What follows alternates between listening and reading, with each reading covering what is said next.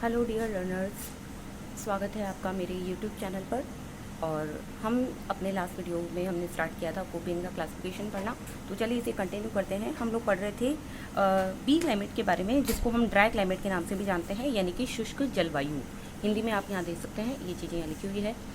Dry climate कौन सी होती है? जहाँ पे इवेपोरेशन ज़्यादा होता है और प्रेसिपिटेशन कम होता है, यानी पानी जो है वो बहुत ज़्यादा टेम्परेचर ज़्यादा होने की वजह से भाप बनकर उड़ जाता है, इवेपोरेशन हो जाता है उसका, जबकि प्रेसिपिटेशन या रेनफॉल जो है वो हमें कम मिलता है। तो इस वजह से यहाँ पर प्लांट्स की भी बहुत ज़्यादा अच्छी ग्रोथ नहीं हो पाती है, क्योंकि proper amount of water available नहीं होता है इसलिए। This climate cover a very large area of a planet extending over large latitudes from 15 to 60 degree north and south of the equator. ये जो क्लाइमेट है ये हमारी अर्थ का बहुत बड़ा एरिया कवर करती है। आप देख सकते हैं 15 से 60 डिग्री दोनों हेमिस्फीयर्स के अंदर जो लैटिट्यूड्स है उनमें ये पाई जाती है। तो 15 से 60 एक बहुत बड़ा जोन हो जाता है। बट यहाँ इस 15 से 60 को हम दो कैटेगरीज में डिवाइड करते हैं। पहला कैटेगरी है 15 से 30 डिग्री का जो जोन है वो। तो 15 से 30 डिग्री लैटिट्यूड्स जो होते हैं दोनों हेमिस्फीयर में, नॉर्थ और साउथ दोनों में, दे अकर इन द एरिया ऑफ सब ट्रॉपिकल हाई। ये जो एरियाज होते हैं 15 से 30 डिग्री वाले, ये कौन से एरियाज होते हैं? ये सब ट्रॉपिकल हाई प्रेशर वाले एरिया होते हैं। आपको याद होगा हमने जब प्रेशर बेल्ट्स पढ़ी थी अपने प्रीवियस वीडियोस में, तो वहाँ पर मैंने आपको बताया था कि ये जो जोन है वो सब ट्रॉपिकल हाई प्रेशर बेल्ट कहलाता है, यानी उपोष्ण कटिबंधीय उच्च वायुदाब की पेटी ये कहलाती है। तो हाई प्रेशर यहाँ पे क्यों था? क्योंकि यहाँ पर ऊपर से जो एयर है वो डिसेंड करती है, यानी नीचे की तरफ उतरती है, जिससे प्रेशर हाई होता है यहाँ पे। और साथ ही टेम्परेचर का इन्वर्जन भी होता है, तापीय विलोमता पाई जाती है, जिसकी वजह से यहाँ पे रेनफॉल नहीं हो पाता है।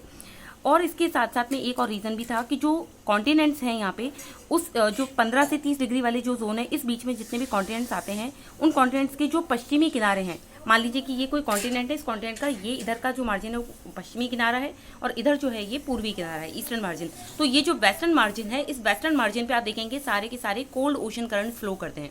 कोल्ड ओशन करंट का कंसेप्ट क्या है, देखिए ये आगे चल के एक चैप्टर में हम डिटेल में और पढ़ेंगे भी, लेकिन मैं यहाँ पे आपको थोड़ा सा ब्रीफिंग कर देती हूँ कि ओशन करंट्स यानी महासागरीय धाराएं, जो ओशन के अंदर एक रिवर की तरीके से बहुत सारा अमाउंट ऑफ वाटर फ्लो करता है एक प्रॉपर डायरेक्शन में, उसे ओशन करंट कहा जाता है। और ये टेम्परेचर के बेसिस पे दो तरीके की होती है, ठंडी और गर्म। ठीक है, गर्म कौन सी होती है? जो इक्वेटर से पोल्स की तरफ जाती है, और जो पोल से इक्वेटर की तरफ आती है वो ठंडी होती है। तो हम बात कर रहे हैं यहाँ पे जितने भी कॉन्टिनेंट्स हैं उनके वेस्टर्न मार्जिन पे कौन सी ओशन करंट्स हैं? जो पोल से इक्वेटर की तरफ आ रही है, यानी कि कोल्ड ओशन करंट्स। और क्योंकि वो नेचर में ठंडी है, इसलिए वो जो कॉन्टिनेंट्स हैं उनके वेस्टर्न मार्जिन पे ड्राइनेस क्रिएट करती है, रेनफॉल नहीं करती है। इसलिए कोल्ड ओशन करंट की वजह से भी जो वेस्टर्न मार्जिन से वहाँ पे जनरली ड्राइनेस पाई जाती है। और आप एग्जांपल में देख सकते हैं साउथ अमेरिका का जो वेस्टर्न कोस्ट है वहाँ पर they extend more equatorwards and occur on the coast land in middle latitudes. अब ये तो फर्स्ट कैटेगरी हो गई 15 से 30 डिग्री वाली। सेकंड कैटेगरी कौन सी है? 35 से 60 डिग्री वाली। ये भी नॉर्थ एंड साउथ दोनों हेमिस्फीयर्स में पाई जाती है इक्वेटर में। They are confined to the interior of the continents, लेकिन ये मेनली कहाँ पाई जाती है? कॉन्टिनेंट्स की इंटीरियर में पाई जाती है। कोई भी कॉन्टिनेंट है उसके किनारे वाले पार्ट से, उसके कोस्टल रीजन से जैसे जैसे आप इंटीरियर पार्ट में जाते हैं, तो आपको मेनली ये जो 35 से 60 डिग्री वाली जो जिस कैटेगरी की हम बात करें वो क्लाइमेट आपको मिलेगी। They are confined to the interior of the continent के इंटीरियर पार्ट्स में मिलती है। Where maritime humid winds do not reach, जहाँ पे जो समुद्र से आने वाली, ओशन से आने वाली जो नमी वाली जो एयर होती है, जो विंड होती है, वो नहीं पहुंच पाती है, जिसकी वजह से वहाँ पर क्या रहेगा? आपको सूखा मिलेगा, जिसकी वजह से वहाँ पे आपको जनरली ड्राइनेस मिलेगी। So dry climates are divided into steppe and semi arid climate which is BS। तो इस तरीके से ये पूरी जो कहानी हमने पढ़ी उसके बेसिस पे हम देख सकते हैं कि जो ड्राई क्लाइमेट है बी क्लाइमेट, इसको हम अगेन दो कैटेगरीज में डिवाइड करते हैं। पहली कैटेगरी कौन सी है? स्टेपी या सेमी एरिड। स्टेपी या फिर इसको बोला जा सकता है अर्ध शुष्क जलवायु। देखिए यहाँ लिखा हुआ है अर्ध शुष्क जलवायु, आप देख सकते हैं यहाँ लिखा हुआ है अर्ध शुष्क जलवायु, इसे BS कहते हैं। अब यहाँ ध्यान क्या रखना है, बी तो कैपिटल है ही, S भी यहाँ पे कैपिटल है।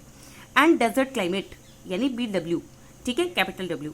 दे are further sub divided, again इनको वापस से सब डिवाइड किया गया है, sub divided as sub tropical steppe BSH and sub tropical desert BWH, यानी BS के साथ में भी H जुड़ जाएगा और BW के साथ में भी H जुड़ जाएगा।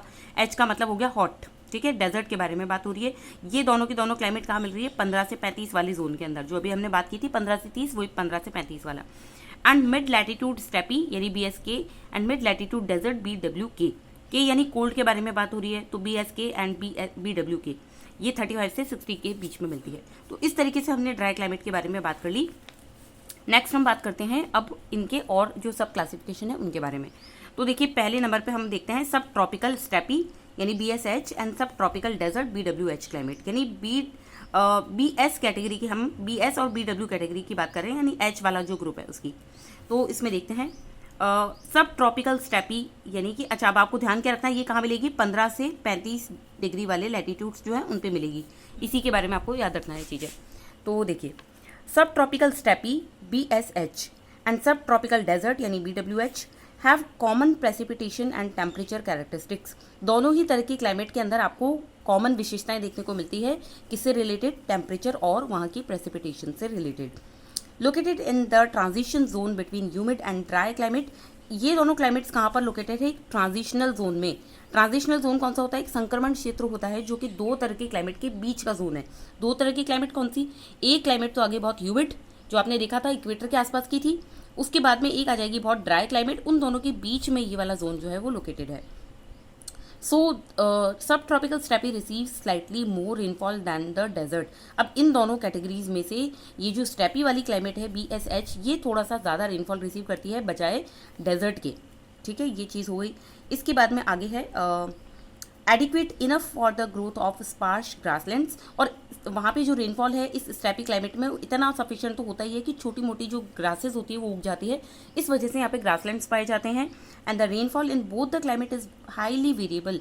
और दोनों ही तरह की क्लाइमेट के अंदर जो रेनफॉल होता है वो बहुत वेरिएबल होता है, यानी वेरिएबल हम कह सकते हैं कि बहुत ही मतलब चेंज हो सकता है, उसकी जो रेंज है वो कभी कम कभी ज़्यादा होती है, एक फिक्स अमाउंट ऑफ रेनफॉल नहीं मिलता है।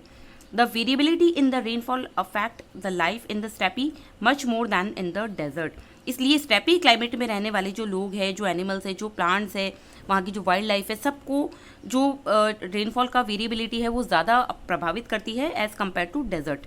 ठीक है, मोर ऑफन कॉजिंग फेमाइन। और कई बार तो यहाँ पे प्राकृतिक आपदाएं, फेमाइन, ये सब भी देखने को मिलती है, सूखा वगैरह पड़ जाना।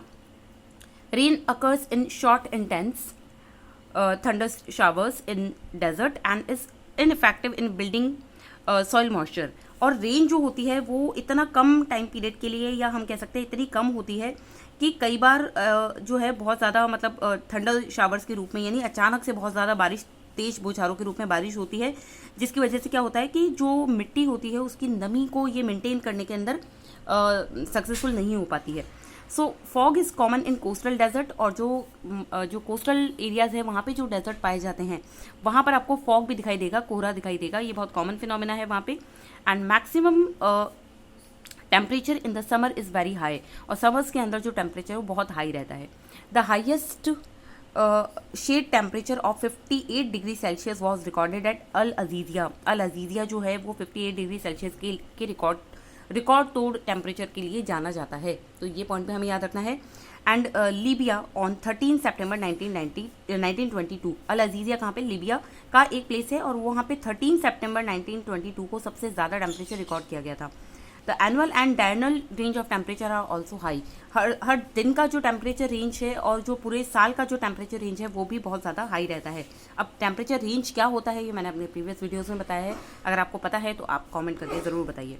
तो ये हमने यहाँ पे पढ़ लिया है BSH एंड BWH के बारे में।